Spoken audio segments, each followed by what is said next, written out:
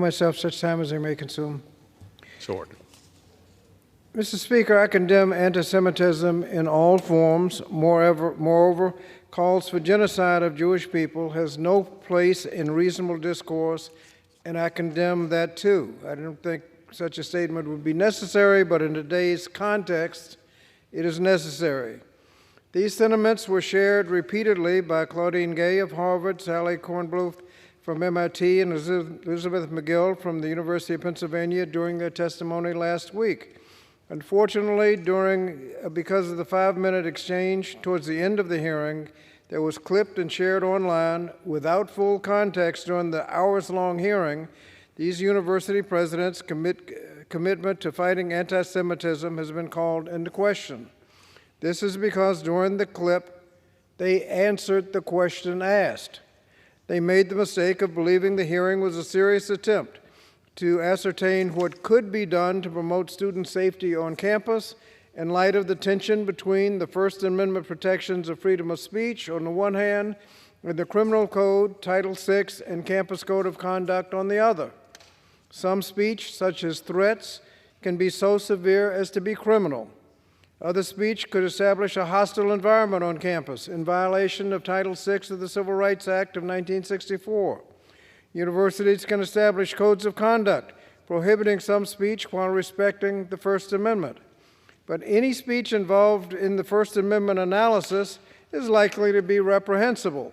The fact that it might be protected does not make the speech any less reprehensible, and does not suggest that you even agree with it.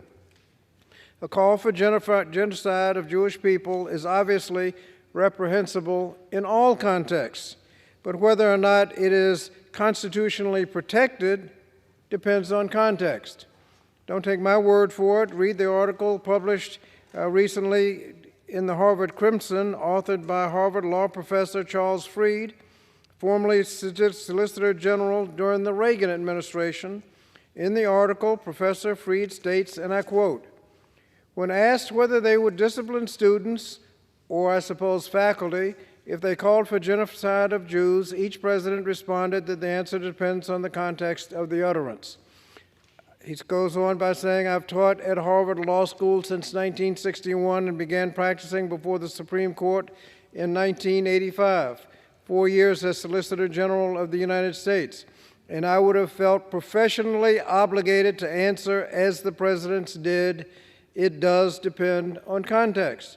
In the 1969 Brandenburg v. Ohio Supreme Court ruled unanimously that Constitution guarantees free speech and free press do not permit a state to forbid or prescribe advocacy of the use of force or law violation, except where such advocacy is directed to inciting or producing imminent lawless action and likely to incite or promote such action. He continues that speech itself indeed is well protected. The three university presidents head private institutions that are not bound by every aspect of the federal constitutional restraints, but each institution in various ways has declared itself committed to protecting the First Amendment values over the years. So it is not surprising that their presidents would have answered that whether they would discipline or expel students for advocating genocide depends on the context. If one seeks to follow constitutional principles, answering this question certainly does depend on context. That's what Professor Fried said. That is the kind of analysis applied to any freedom of speech question. It's even being applied to former President Trump today. Was his speech on January 6, 2021, a crime of inciting violence, or was it protected speech?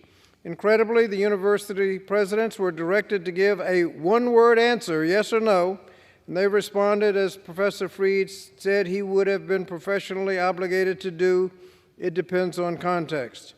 Regrettably, they took the question as an opportunity to seriously discuss the constitutional implications of a complex question. That was a big mistake. And for that mistake, we are considering a resolution to condemn them and ask them to resign. I also think it's important to put this resolution in context, Because in 2017, after white supremacists walked through the campus of University of Virginia shouting, "Jews will not replace us," Democrats on the committee requested a hearing on that incident, and nothing happened. Meanwhile, the one who declared there were good people on both sides has been enthusiastically endorsed. We need to do everything the law allows to address anti-Semitism, Islamophobia, racism, homophobia, and other forms of discrimination on college campuses. This resolution is not a serious effort to advance that cause. I therefore oppose this resolution and reserve the balance of my time. Gentleman reserves. Gentlelady from North Carolina is recognized. Thank you, Mr. Speaker. I yield 2 minutes to the gentlewoman from New York, Conference Chairwoman, Ms. Stefanik. Gentlewoman from New York is recognized. Thank you, Mr. Speaker.